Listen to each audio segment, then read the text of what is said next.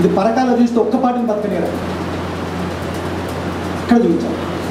ఓట్లు ప్రత్యామ్నాయం కాదు, ఎన్నికలు ప్రత్యామ్నాయం కాదు, పోరాటాలే ప్రత్యామ్నాయం. పోరాటాలే తెలంగాణ తీసుకొస్తుంది. ప్రజలు పోరాటానికి సిద్ధంగా ఉన్నారు, మనం పోతాం సిద్ధంగా లేవు. వాళ్ళ దగ్గర సంఘీభావం లేదు. నా దృష్టిలో ఏ పోరాటమైనా సాలిడారిటీ బేస్డ్ స్ట్రగుల్, సంఘీభావం పునాదిగా ఉద్యమాలలో. సంఘీభావం లేకుండా ప్రజలు ఏడుస్తుంటే వాళ్ళకి సంఘీభావం చెప్పకుండా, ప్రజలు కష్టపడుతుంటే వాళ్ళ దగ్గర మళ్ళీ చూడకుండా, వాళ్ళ మాట చెప్పకుండా ఏం పార్టీకి ఏం పోరాటం, మన ఏళ్ళతో మనకు అనుభవిస్తుంది. అందుకనే అటువంటి పోరాటాలు చేయాలి. మామూలుగానే పార్టీలు ఎందుకు తుక్కుమని ఎందుకు కూర్చోాలనిపిస్తుంది నాకు. ఆడికొచ్చి చూస్తుంది. హైదరాబాద్లో కూర్చుంటే ఏం తెలియదు. హైదరాబాద్ చుట్టూ రింగ్ రోడ్లు, హైదరాబాద్ చుట్టూ సిజులు, హైదరాబాద్ చుట్టూ కోకాపేటలు, హైదరాబాద్ చుట్టూ ఎంఆర్లు, భూములు ఎండిపోయినాయి. రంగారెడ్డి జిల్లా ప్రజలు రంగారెడ్డి జిల్లా ప్రజలు లేరు. భూములు అమ్ముకొని భూములు గుంజుకుంటే వేరే జిల్లాలో పోయింది. రంగారెడ్డి జిల్లా పోయింది. హైదరాబాద్ చుట్టుపక్కల 4-5 జిల్లాలు పోయినాయి. ఉత్తర తెలంగాణ 4 జిల్లాలు పోయినాయి. ఏ జిల్లా మిగిలింది? మొత్తం తెలంగాణకు తెలియదు. అందుకనే ముందు ప్రకృతి వనరులు, తెలంగాణకు ప్రకృతి వనరులను కాపాడుకునే వైపుగా ఉద్యమం సాగాలి. బాధితులు, నా దృష్టిలో బాధితుల నాయకత్వం ఉద్యమాలు సాగాలి. పాశం యాదగిరి లాంటి మిడిల్ క్లాస్ అర్బనైట్స్ ఏ ఉద్యమానికి అడగదు. నాయకత్వం వహించారు మనం అమ్ముడుపోతాం, ఎవరికైనా అమ్ముడుపోతాం.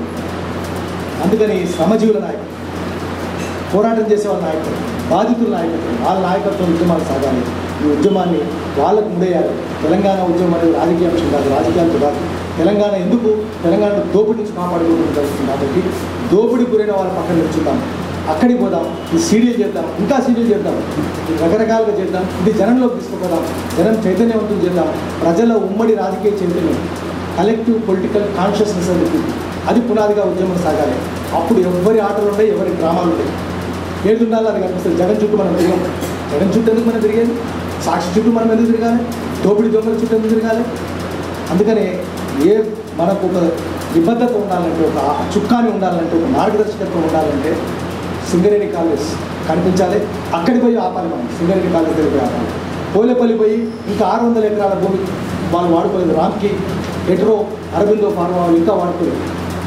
అక్కడ దున్నడం మొదలు పెట్టాలి. రేపటి దుమ్మాలి. వాంటికి డ్రామా, వాడే గుంజుకుంటాడు, వాడే పోయి దున్నుతాడు. అక్కడ మోపిదేవి గుంజుకుంటాడు, వాడు డొక్క వరప్రసాద్ వాడు దున్నుతాడు.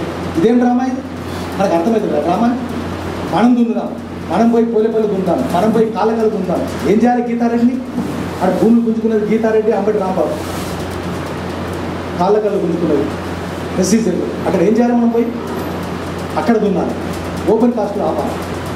ఇట్లా ప్రజల వైపు తిప్పి సెజ్లను రద్దు చేయమని చెప్పాలి, ఓపెన్ కాస్ట్ రద్దు చేయమని చెప్పాలి. ప్రజల కష్టాలు వెంటనే ఆపేయాలి. నష్టపరిహారం హైదరాబాద్లో కూర్చొని చూసిన తెలంగాణ వాళ్ళు మంచి నష్టపరిహారం కోసం అడుగుదామన్నా, బెటర్ కాంపెన్సేషన్ అడుగుదామన్నా జోకర్ల మాటలు హైదరాబాద్లో కూర్చొని తెలంగాణ వాళ్ళు మాట్లాడుతున్నారు. ఎవరికి నష్టపరిహారం ఇస్తారు? ఎస్సీలకు భూమి లేదు, ఒక్క సెంటు భూమి లేదు. ఎస్టీలకు భూమి లేదు, అనేక మంది బీసీ కులాలకు భూమి లేదు. వాళ్ళకి 9 పైసా నష్టపరిహారం రాదు. నేను చెప్తాను, ఓష్మే పైలే తెలివి తెచ్చుకొని మాట్లాడుతుంది. నష్టపరిహారాలు రావు. ఎక్కడ మంది ఎన్ని గుర్తుల వాళ్ళు ఎక్కడ పోతారు? ఎంతమంది గౌన్లలో ఎన్ని గౌన్లలో పోతారు? ఎంతమంది గౌన్లలో ఇంకెళ్ళి ఒక్క చోట 22 ఊళ్ళు పోతుంటే ఎక్కడ పోయి బతుకుతారు వాళ్ళు? రామప్ప టెంపుల్ కూడా ఉన్నది, రామప్ప గుడి ఉన్నది. కోటిలింగానే కాదు, రామప్ప పోతారు. అక్కడ వెంకటాపురం నుంచి వస్తూనే ఉంటుంది పెద్దాపురం ఓపెన్ కాస్ట్. తెలంగాణ చరిత్ర కూడా తెలియదు. తెలంగాణ వనరులు రామప్ప చెరువు ఉన్నది, రామప్ప గుడి ఉన్నది. అంత విధ్వంసం జరుగుతుంది. విధ్వంసం విశ్వరూపం చాలా విస్తృతంగా ఉన్నది. కాబట్టి అంత పెద్ద ఎత్తున పోరాటాలు చేస్తే తప్ప ఈ విధ్వంసం ఆడదు. దీన్ని అందరినీ తీసుకుని, నా దృష్టిలో సైలెన్స్ ఇస్ కన్వెన్స్. జరుగుతుంటే మౌనంగా ఉన్న ప్రతి ఒక్కడు కుమ్మక్కుదారుడు, ప్రతి ఒక్కడు పాపకుడు. ప్రతి ఒక్కడు ఎవరు మాట్లాడకపోయినా సరే మౌనం జరుగుతుంది. కౌరవుల సభలో అపచారం జరుగుతుంటే మౌనంగా ఉన్న భీష్మాచార్యుడు, ద్రోణాచార్యుడు, కృపాచార్యుడు, అశ్వత్థామ వాళ్ళందరూ ఎడమ కాల్చి తెప్పుతో కొట్టారు. మౌనం సైలెన్స్ ఇస్ కన్వెన్స్. మనం ఇక్కడ హైదరాబాద్లో కూర్చొని మౌనంగా ఉంటే మనం కూడా రాజశేఖర్ తొత్తుల కింద లెక్క, చంద్రబాబు నాయుడు తొత్తుల కింద లెక్క. ఏ రాజకీయ పార్టీ మాట్లాడకపోతే వాళ్ళందరూ తొత్తుల కింద. అందుకనే silence is conveyance, conveyance is sin, sin is punishable. శిక్షించాలి. మనం వాళ్ళ తరఫున మాత్రం మాట్లాడదు, అనుకూలంగా మాట్లాడదు. దమ్ముంటే గల్లా పట్టుకుని అడుగుదాం, లేకపోతే మౌనంగా ఉందాం. కానీ అనుకూలంగా మాట్లాడుతున్న దృష్టిలో ఆ పార్టీలకు అనుకూలంగా మాట్లాడడం పాపాత్రలోకి వెళ్ళి పాపాత్రం.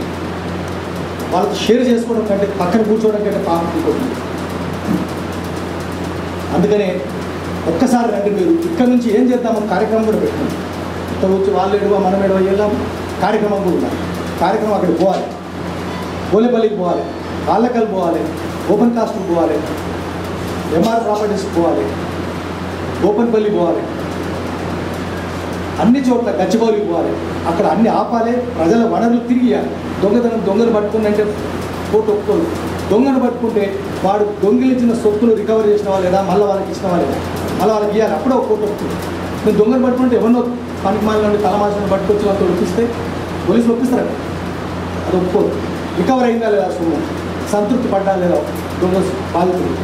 అట్లా ఈ ఉద్యమం కూడా వాళ్ళకి భూమి తిరిగి వచ్చిందా లేదా, వాళ్ళు తిరిగి దున్నుకుంటున్నారా లేదా, వాళ్ళ తిరిగి భూమి అనుభవిస్తున్నారు, ఆ ఊళ్ళో వాళ్ళు ఉంటున్నారా లేదు. అట్లయితేనే తెలంగాణ ఉద్యమం బలవంతమైనట్టు. దీనికి అర్థం ఉంటుంది. అట్లా కాకుండా ఉంటే మన పని మనం చేసుకుందాం, మేము కూర్చొని రాసుకుంటుంటాం, వాళ్ళు విధంగా అనుకుంటూ అట్లా ఒక కార్యాచరణ ఇక్కడ నుంచి ఒక సంకల్పంతో కూడా ఎప్పుడు చెప్తాం అనుకుందాం. మనం ఈరోజు పోయి అక్కడ దున్నొద్దాం. ఎంతమంది ఈ రోజు కూడా పోలేపల్లిలో 600 అర్కలు 600 ఎకరాల భూమి ఇంకా అట్లా ఎవడు వాళ్ళ దగ్గర నాకు 9,000 ఎకరం ముందుకున్నారు. ఎకరం 9,000 వాడు అమ్ముకునేది ₹1,00,00,000. ఏం చేయాలి? బీపీ ఆచార్యులు 1,00,000 తూటాలు కొట్టి చదువు చేయాలి. బీపీ ఆచార్య గారు అది ఇంగ్లీష్ వస్తుంది. ఇంగ్లీష్ వస్తే ఇంగ్లీష్ తెలియదా? జ్ఞానం ఉందా? నీకు మనకి శీలం ఉందా? కర్ణ ఉందా? మస్తుమంది ఎంతమంది జోకర్లను చూసిన ఐఏఎస్ జ్ఞానం లేనివాడు, శీలం లేనివాడు, కర్మ లేనివాడు. అది కాదు. అందరూ రాజశేఖర రెడ్డి చెప్తే బీపీ ఆచార్య చేసి ఉండొచ్చు. వాడు పాపం చేయమన్నాడు, పాపం చేసి అందరూ శిక్ష పడాల్సి. ఆ విధంగా పోరాటాలు చేద్దాము, మళ్ళీ భూములు దున్నుదాం. అటువంటి కార్యాచరణ, అటువంటి సంకల్పంతో ఇక్కడ నుంచి పోదాము. ఒక ½ అవర్ వచ్చినటువంటి సిడీ అది వస్తే తర్వాత మధ్యలో గౌతమ్ ఘోష్ గారు వాళ్ళందరూ వచ్చినాక పెడదాము. ఈ ఉద్యమంలో పాపం మురళి రాలేదు. ఆయన ఒక్కరికి నా దృష్టిలో చాలా గొప్పడు మురళి. పాపం వాళ్ళ ఊరు లేదు, ఊరు నుంచి బయటికి రావాలని నిబంధన పెట్టి గుడ్రాయి పెట్టుకున్నామని అందుకని ఆగిపోయాడు. ఒక్కడే కాశీపేట వస్తుంది, సోమగూడెం ఒక్కడే ఎదురు నిలిచింది. చిన్న ఉద్యోగి గ్రామ పంచాయతీలు అంటే కారోబార్ మొత్తం earth movers, drag liners, dumpers. ఒక్కొక్క డంపరు 110 టన్నుల బొగ్గు చేరేస్తుంది. ఒక్కొక్క డ్రాగ్ లైనర్ దాని పృథ్వీ బంజర్ అంటారు. ఒక్కొక్క డ్రాగ్ లైనరు 80 టన్నులు 90 టన్నులు బకెట్లు నింపుతాయి ఒకసారి బొగ్గు. యంత్రాలు వస్తుంటే అనకొండ వచ్చినట్టు ఉంటారు. అనకొండ కంటే చివరికి మనం జురాసిక్ గేజ్లకు సరీసృపాలే ఉండే, ఇంకేం లేకుండా ఆ సరీసృపాలు ఎదురుపోయి ఏముండదు. తెలంగాణలో మొత్తం మోసమైపోతుంది, ఏ ఊర్లో ఉండదు. అటువంటి విధ్వంసం జరుగుతుంది. ఆ విధ్వంసం ఒకసారి చూద్దాం. అది వచ్చినాక ఈ లోపల ఆయన ఉంటే మురళి ఉంటే బాగుండేది. ఇంకొకటి, మేమైతే ఆ ఊరు తిరుగుతున్నాము, అందరికంటే ఎక్కువ పోరాటం చేస్తుంది Balagopal. Human rights forum Balagopal లేరు. ఆయన ఊరూరు తిరిగింది, ప్రతి చోటు తిరిగింది. అన్నిటికంటే పెద్ద పోరాటం నా దృష్టిలో హెచ్ఆర్ఎఫ్ గ్రామాలు తిరుగుతుంది, ప్రజలను చైతన్యవంతం చేస్తుంది హ్యూమన్ రైట్స్. మా అన్వర్ కూడా ఊర్లన్నీ తిరిగి మా అధికారేసిన కమిటీ వాళ్ళు కొంత సార్ లాంటి లేరు ఇక్కడ, వాళ్ళు రాలేదు. వాళ్ళు ఈ వనరులను కాపాడుకోవడానికి, ప్రజలు చైతన్యం చేయడానికి ఏమి చేయలేనప్పుడు మీతో పాటు మేము కూడా జైలుకి వస్తున్నారు అండి. మేము మీ ఎంట ఉంటామని చెప్పి పశువుల పొట్టలను పండుకొని ఆ ఊళ్ళకి పోయి దోమల మధ్యన, పురుగుల మధ్యన, ఈగల మధ్యన పండుకొని పశువుల పొట్టాలు జనం వెంట ఉన్నాడు. అటువంటి అన్వర్ను ముందు మాట్లాడవలసి